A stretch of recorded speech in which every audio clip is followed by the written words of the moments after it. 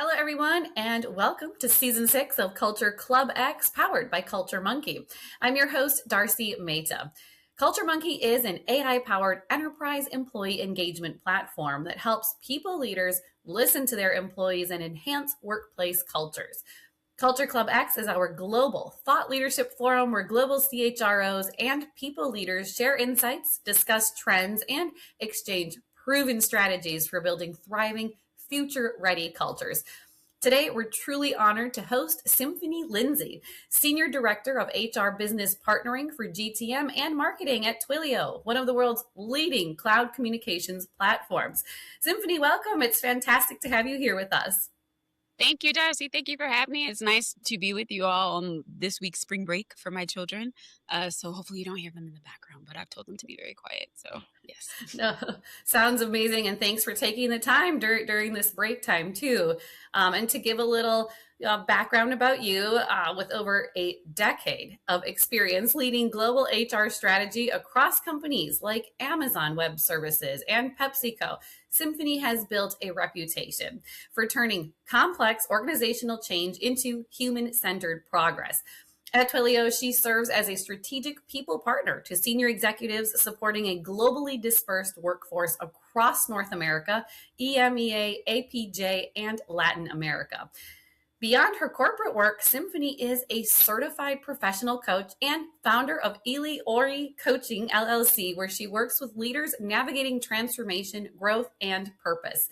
She's someone who has sat at the table for some of the most consequential people decisions in tech and consumer goods. And today, she's here to share her personal perspective and playbook on one of the most pressing challenges people leaders are facing right now, helping teams not just survive AI rollouts, but thrive through them.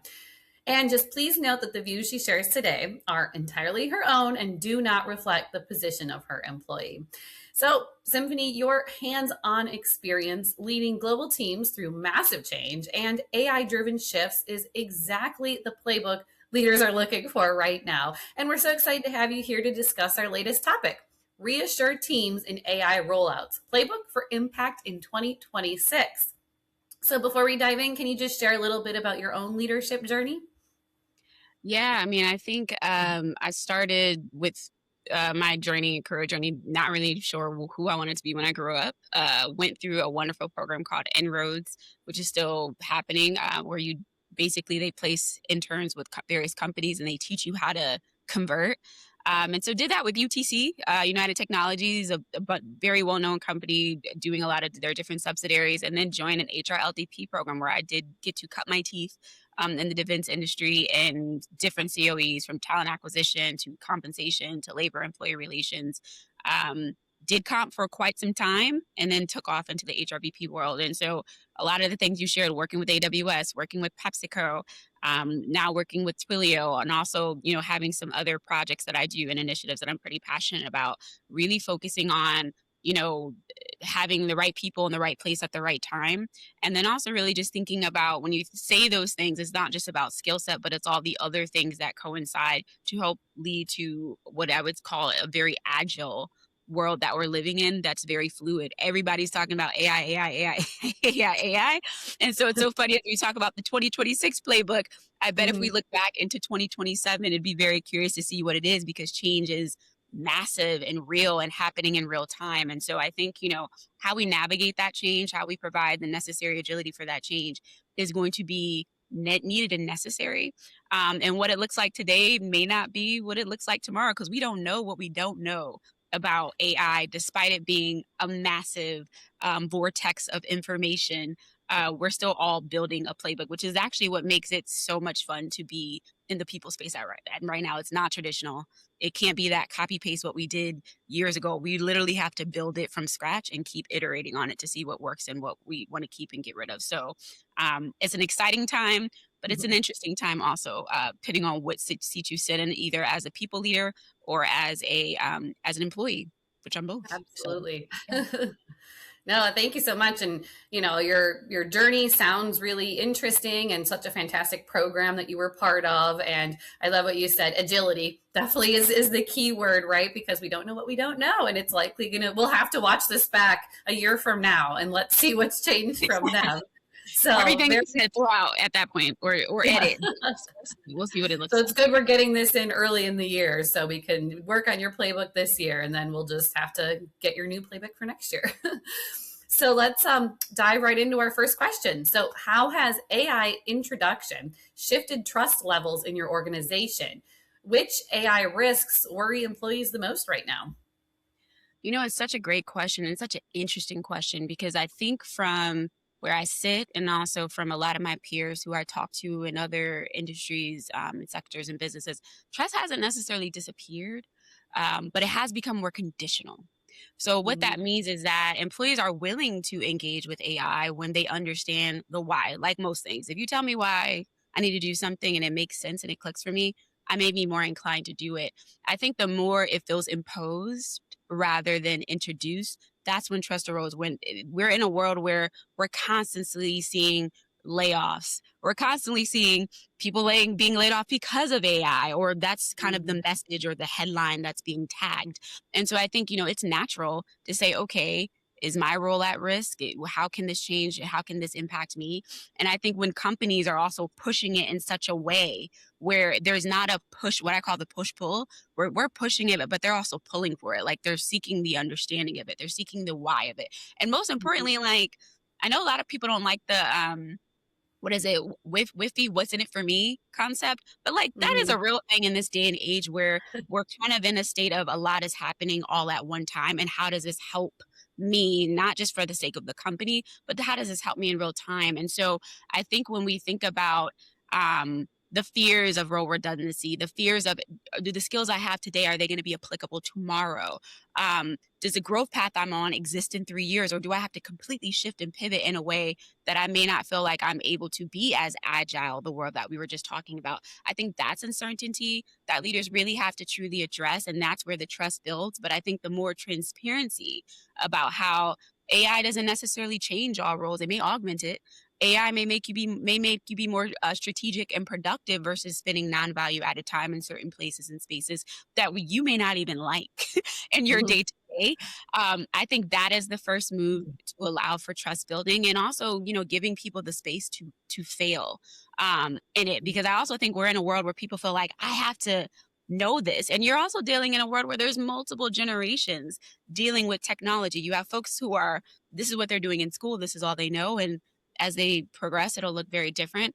And then you have folks where they're like, what? Learn how to What? do this. How do you prompt? Learn- How do you build that? And so I think, again, giving people the place and space, even in a grassroots way, to Mhm. experiment with it, to pilot it, to provide acumen, to provide clarity of what is in scope or inbound in terms of governance, because that's also a big thing. How do you use it ethically? How am I going to use it in a way that I won't get fired? I think those are all the things that are new and true that I've seen be the most effective in bringing people in a company along on their AI adoption journey, with trust still being at the forefront. So interesting. I think you covered a lot of very good points there, and I like what you said about what's in it for me. I mean, no one wants to say, "Oh, that's what I'm thinking," but let's be real. That's a very real thing, and it's not a bad thing. It's that you're wondering, how do I fit in? Will this fit in with my career goals and everything? And it was interesting what you said about the push and the pull. So the employer is pushing it, but is the employee also interested? Like, this is happening whether we like it or not. So how can we get ahead of it? How can we be part of it? And like, let's just try to understand it and work with it. So, very interesting points. And this definitely leads us into our next question, which is, what practices have you introduced to give employees recovery time amid AI change? I love this question so much because I think in the world of like change fatigue is real, right? And I think you have Mm-hmm. AI and everything that comes with it. And like I said, it's massive. It's a lot of information. There's a lot of books, there's a lot of text. And quite frankly, Darcy, it's not new. It feels newer because of the place and space that we're in. But we've been kind of playing in this AI space in some Mm-hmm. form of fashion for quite some time. I think it's now just coming to a full head. And so I think, with change fatigue, AI rollouts on top of organizational change, one practice I think needs to be deliberate, and why I like this question is like the concept of integration pauses into implementation. And so what I mean by that, you're giving, like I said earlier, you're giving employees a space to ask questions. You're allowing them to experiment. How do they AI? How do they use it? Now, above and beyond, their job. How do you use it at home? What are the use cases that they can provide? And giving them a space to process, to understand what's shifted in between the next wave. I also think like what I've seen be the most effective is where you create an environment of peer learning, where it's not just the company saying, here's all the things, here's all the playbooks. I mean, I know we're talking about playbooks, but here are all the playbooks we have on how to activate AI, but really taking a step back and saying, what are you utilizing and how do we teach each other? And so in the spaces that I've seen folks do that really, really well, they come up with all types of use cases where it makes it fun. They're providing their materials or they're prompting or they're providing other things that they pulled, not just from the company, but what they're doing from their own research of how do we do this? How do we do this right? I tried this. It didn't work. What are you using? I think that level of partnership and participation gives folks both recovery time, but also gives them a vantage point of it doesn't have to be perfect.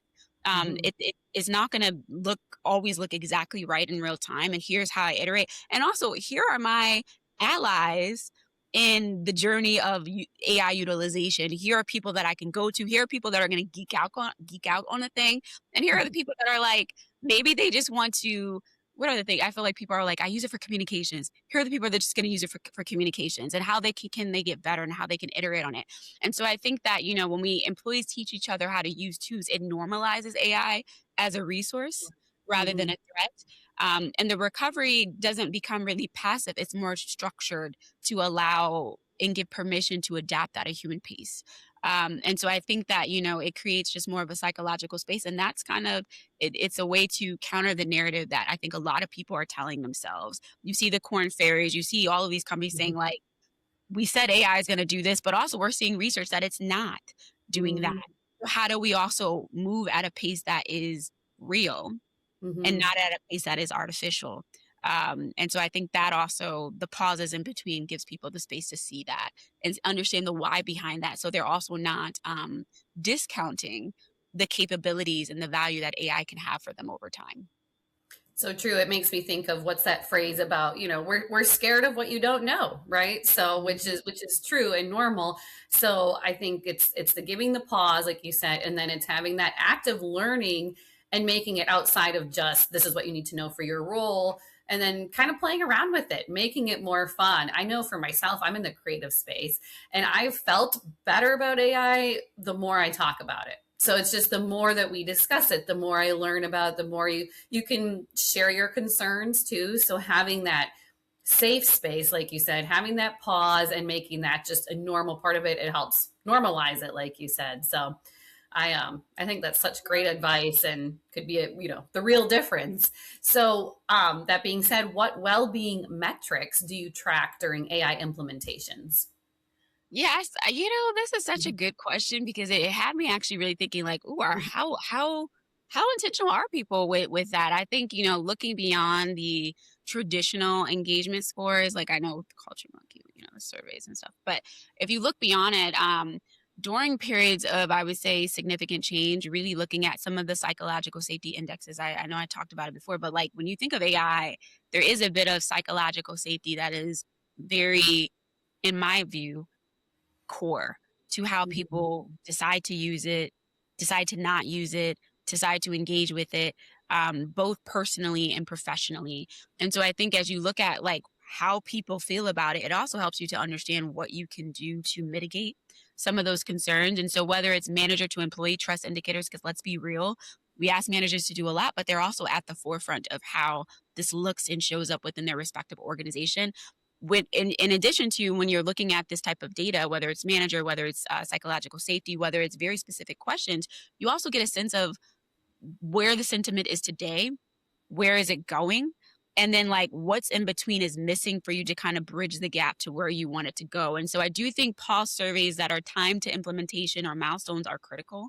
I do think that, with surveys is always interesting because depending on what happened that day, depending on how I Mhm. feel, people tend to Mhm. answer those questions with that level of intentionality.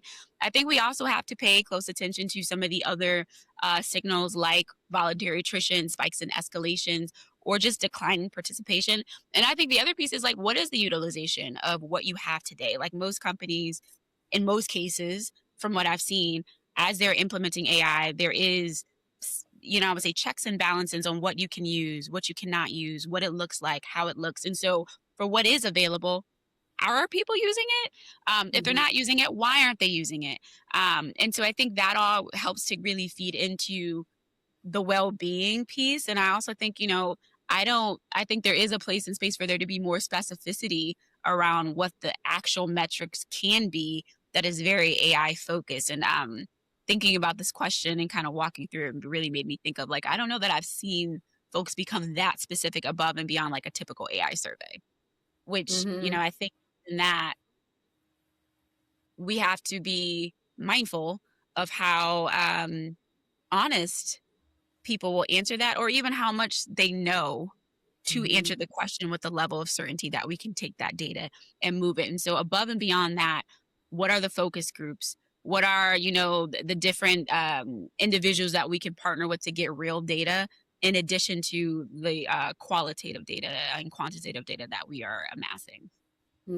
It's so true. It's like, I mean, the data is important, of course, but it's, what you do with that, it's what's behind it, it's what's the why of it all. And there's so many other things too. And it sounds like it's a space that definitely needs to be explored more too. So it's good that this, question made you think too. And, I like that phrase, psychological safety, and having checks and balances, like you said.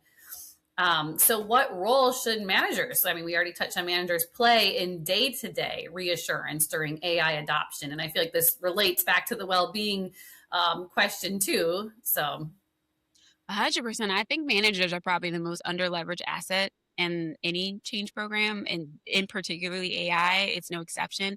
They essentially sit at, if you think about a manager, like that's like your mhm, first ambassador, that's your representative. They sit at the intersection of strategy and the lived experience of most of the employees. So their job isn't to have all the answers, but it is to be consistent and provide an honest, present, and perspective. In most cases, they're seen as the representative of the company, right? mhm, Like this is what the company is kind of pushing down. So I do think managers, their role is to really normalize the conversation about AI, whether it's in one-on-ones, acknowledging the uncertainty. Like I think when managers, in a world of AI where there's a lot of things that are artificial, and you see these taglines, that's AI. I wish this wasn't AI. Like I'm starting to kind of see the sentiment around AI is good to use because of all the things that it provides, but then there's also starting to become a stigma of like what's real versus not.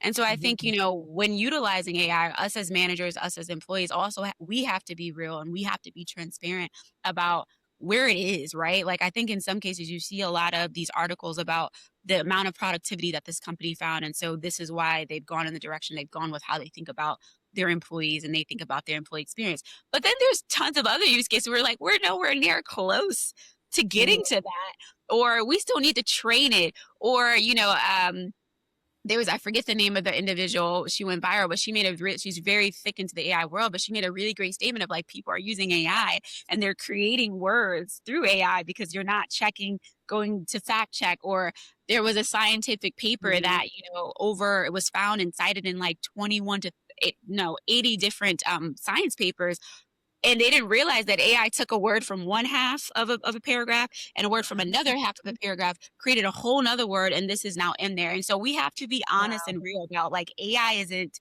in its perfection state, right? Mhm, And so, as people are using it and they're having these moments of doubt or moments of like, again, why should I use this? It's not even real. We have to be honest about where we are in the journey mhm, as leaders and managers. We also have to be honest about what the expectation is. And again, even introducing it and like, how do we use it as leaders? How do we use it in a setting with our employees where they feel safe? Like, are you having AI hackathons? Are you mhm, having sessions to discuss the utilization of it, and not boiling the ocean because there's so many terms that people do not yeah, understand. And so how do mhm, one of my favorite prompts for AI is talk to me like a 5-year-old. If I were to explain yes. this to my how should I state it? Because I think we also think that people know every single thing at this point because of how long AI has been out, but there's more words, there's more terminology, there's things that are changing and iterating as it happens. So how are we almost having, those reading hours in school, those AI hours or those AI moments to hold space for it? And how are we also, holding ourselves accountable or sharing what our happy moments with AI are, what our challenging moments are with AI, what are our upsets with AI. So again, it normalizes, you don't have to be perfect. I think some of the fears is I got to know it. And if I don't know it, I'm out the door. If I don't know it, I can't evolve. If I don't know it, I won't be able to keep up with it. We all have to be, I would say, honest about the journey we're on with AI, and ensure that, we are, as leaders, giving that level of clarity and transparency. So we are creating comfort for people to get on the journey with us, because it's not going to. So, yeah. Exactly. And what's interesting about this time that we're in is everyone is learning, so it's that the managers are also going on this journey, and then they're trying to guide their employees. So I feel like it's just such a unique space. So like you said, having that clarity, being more transparent, and the manager, working with and sharing their journey too is so important, right? Because this is new and changing for everyone. So and we touched on this. Oh, I'm sorry, I don't want to interrupt you, but the one thing about that is but you just said something that triggered something, is that being mindful of where the manager is, right? Because every manager is not AI fluent, and that is okay. And so I think even just making sure that they at least know the basics or have the understanding, and they're playing around with the tools in some form of fashion, so they get comfortable being uncomfortable, talking to their employees about what's working for them and what's not. And also, again, if you look at the different, not just generations, but if you look at the different folks in demographics in the workforce, how are you pulling those folks forward to learn from them? Sometimes it's not me as the manager pushing down, but I may be saying, hey, who really knows this stuff well? And giving them a platform to teach, giving them the platform to push out. I think those are also ripe opportunities to provide developmental learning moments that can scale above and beyond the function of where some of our leaders sit, where if they don't know something, they can, build a bridge and give their employees the space to show what they know. And that in itself, I think, creates a really good employee experience as well. Exactly. And it's the sign of a good manager to be able to recognize what they don't know, to recognize talent in someone else, and to pull them up and to give those opportunities and to work on that development. So that's the sign of a great manager too. So what immediate step should people leaders take this month, right now, to neutralize the fear of obsolescence? Man, I would say have the conversation you've been avoiding. The worst thing a leader can do right now is to stay silent. Employees are already speculating. We do live in a world of tons of information, and we see headlines every day about AI, what it's doing, what it's not doing. And so I think, the absence of communication doesn't create calm. It creates rumors. And it creates angst. And so I would say my immediate recommendation is, be deliberate and intentional, and have dedicated listening session where AI is the only agenda item. And so it's not we're going to do this thing and here's 10 minutes on AI, but let's really focus. What is it, what it looks like? I've seen a lot of leaders and some of my peers cite how leaders are now and at all levels. I've seen it at a C-suite level. I've seen it at, a senior director level. I've seen it, very deep into the organization, where people are all being empowered to write white papers or write vision statements of how they want to leverage it. And then thinking about, all right, now how do we pilot? How do we experiment? What does good look like? What does bad look like? What are we trying? What are the ROIs? Because sometimes we pilot things and we have no idea the problems we're trying to solve, or what success metrics are to know, did what we do actually give us the ROI that was intended?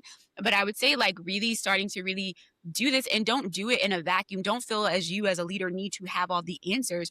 Do it as a, hey, let's all kind of mind share and have thought. If you thought about your role, or if you thought about the workflow, because when we think about AI, and we think about jobs, it's workflows. What are we doing on a day-to-day basis? What could AI do for us? Where do we think that there is an opportunity? Where do we think hey, there's probably an opportunity, but there's investment that requires this to really be a real thing? How do we start to have and cultivate those conversations? And I think, when the questions are asked, because some leaders are afraid to have these questions because they're afraid for the real question of how does this affect my role over time, and what investment will be made in my development to support these. If they don't feel like they know the answers, they don't feel ready to have those conversations. But avoiding it creates this vacuum and creates this, I Exactly. call it negative self-talk amongst themselves of what they think may happen. And so even Mhm. stating, we're not even there yet. It's like if you as a manager are not there, or you as a manager do not know, you can say that. And if you feel like you're not even sure, who is some of the AI experts in your organization or company that you can go to? A lot of companies, not all, depending on the journey, have built AI ethics committees or AI governance or AI frameworks. So who are the folks that you can bring in? You can bring in speakers to talk about where it is, with throughout the company to showcase them. You can bring in other individuals, such other peer groups, to also share what their journey is, especially if it's you know a company that you follow as a best practice, or a customer. I would say customer stories are always sharing what they do with AI to get your employees excited about what they can do and how they can, I would say, thread the needle of build a better product, process, or program to support the customer. So I think you can make it really fun and engaging and remove the fear, or I would say gradually get at some of the angst and anxiety. But managers have to do the Mhm. work. Like we cannot, have our head in the sand and thinking like the company's not there yet. If your company's not there, that doesn't mean you shouldn't be there. And there's Right. enough information that's out there, whether it's books, whether it's things like CultureMonkey, there's so many ample places to find it. And I think, once you find your tribe or your board of directors of AI that you feel good and comfortable with, continue to utilize them, to continue to bounce ideas off them, and also share some of the feedback that you're getting if you don't know the answer, to understand what are other people doing, because a lot of the times that's the question we're asking. What are other people doing that is aligned to what we as a company are, and what are the things that you wouldn't actually keep? Because just because they're doing that doesn't mean we're going to do that, but at least we have a baseline to work off of. Absolutely. It's you can't hide from it. So even if you don't know it as a manager, and it's that's great advice, and a perfect starting point is have that conversation you've been putting off. So I like that as just like that is something immediately you can do it right now, and just being honest, being transparent is where it's at. So SHRM cautions that AI hasn't lived up to the hype and carries hidden pitfalls. How are you addressing employee skepticism while protecting well-being? I mean, SHRM ain't the only one, okay? I think we're seeing an interesting shift, which I think is good. I mean, I think skepticism is healthy, and I actually Agreed. think employees who are skeptical are paying attention. So that's an asset. Those are probably folks that are, Mhm. they're seeing a lot of things and they have a lot of questions. I think the mistake is treating skepticism as resistance, to overcome, rather than feedback to be heard. So if there is skepticism there, why is there skepticism? And how do you utilize that information for your enablement? Because an enablement is going to have to happen. So what are the things that they're worried about? Where I think AI hasn't delivered, we have to be honest about that. Where AI is still in a journey, and like the reality, by definition, we're constantly training AI. So it's going to always be in a state of learning and curiosity. What I advocate for is really just making sure that there is pilot transparency. What is working? What didn't? What changed because of what we've seen over time? To really help to build that credibility where the skepticism exists. And on the well-being side, I think some of the things that I see is this invisible pressure, both from companies and employees, to keep up with AI. I feel like every week there's something new about AI. And every week Mhm. you feel like, oh my God, I'm still trying to master what I just heard a month ago or a year ago, to now try to figure out what's happening over here. Employees are quietly, in a way, trying to work to show that they are not replaceable. And I think if we as a company are like on a hamster wheel with I think it signals to leaders and it signals to employees, I think, an environment that is counter to what we're actually trying to get out and optimize for. And so I think, again, let them be skeptical, tell them what you need to tell them what's real and what's not and what's true. Um, and then also,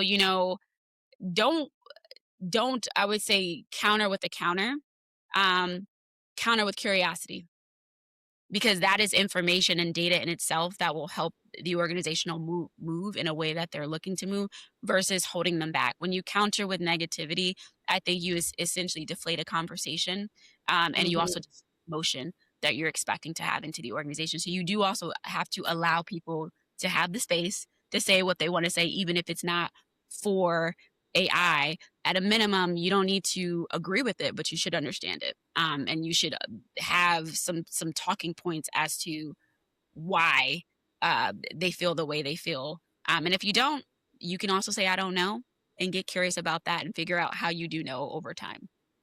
Counter with curiosity. I love that phrase. I'm gonna use that from now on too. And like you said, it's creating a healthy environment where skepticism, doesn't feel like, it's something scary or that's resistance. Like skepticism means it's good. You're thinking, you're asking questions and thinking about it more. So okay, so how do pulse surveys and platforms like CultureMonkey reveal hidden AI risks and help protect employee well-being?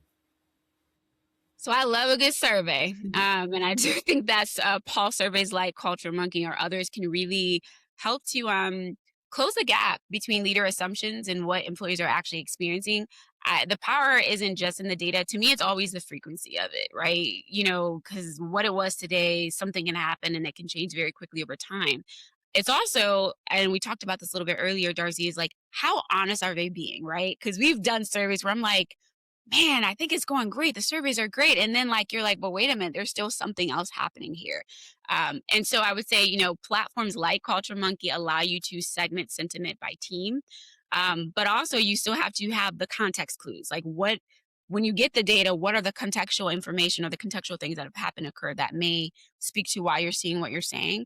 And then also, again, if it's not frequent enough, if you do it annually, again, AI is happening, I feel like, on a day-to-day basis. If you're doing it quarterly, and then so you almost have to pick your cadence because survey fatigue on top of everything else is a real thing as well. And so I think, if we're creating an environment where there is transparency, which we speak about, where there is, open honesty, is the content that you're getting going to actually yield real information and real data that you can actually utilize and action on in real time. And so I think that for people leaders, the discipline is acting on what the data surfaces.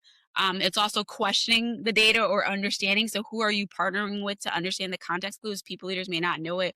Who in your people team, e.g. HR, hello, myself, like people like myself, who are you partnering with to really get in the nitty gritty? How are you also utilizing, whether it's roundtables, whether it's ask me anything forums, or whether it's fireside chats to get more information from what you're seeing from the surveys. So employees know also that their voice actually changes things. When I see people do surveys and nothing's happened and we've not even explained the why of why nothing's happened, I'm not as inclined to take the survey. Or because there's certain companies that are like, we got to get this participation rate up in the survey to get real results. And so people sometimes just take it as I call it like a checkbox. Let me just and go through it. And so again, if you want the level of honesty that we require in this space, then you also have to act with a level of, I would say, honesty and integrity and consistency and discipline on how you take information from a pulse survey. At that point, you are accountable and responsible for what you do with it, what you share about it, even if there's no change that's going to be enacted. So that way we can continue to utilize the surveys as a true methodology and as a true resource for where we are today and where we are tomorrow and what changes that we need to action on. Absolutely. I mean, a survey is only as good as what you do with it, right? That you actually listen and what you do with it. So, Symphone'e, I wish I could just keep talking to you all day because I've already learned so many amazing things, and that's why I love getting to host this show. So, thank you so much, and your real world playbook for reassuring teams during AI rollouts is clear, practical, and most of all, deeply human. So it's clear successful AI adoption in 2026 hinges on rebuilding trust, giving people breathing room, and keeping well-being front and center. That's where CultureMonkey excels with pulse surveys and real-time listening that help people leaders spot hidden risks early and protect engagement through every state of change. Before we end, Symphone'e, how can your listeners connect with you to keep this conversation going or to share their own perspectives? Oh, that would be great. I always love geeking out on this. So please, I would love to amass more board of directors in this topic, but you can find me on LinkedIn.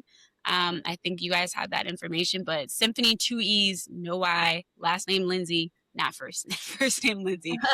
But happy to engage and connect. So, and thank you for the time, Darcy. I've also enjoyed you being my partner in crime today. So thank you. Yes, absolutely. And to all our listeners, thank you so much for being here. And don't forget to follow, share, and subscribe. And that's a wrap for this episode of CultureClubX powered by CultureMonkey. Until next time, I'm your host, Darcy, signing off.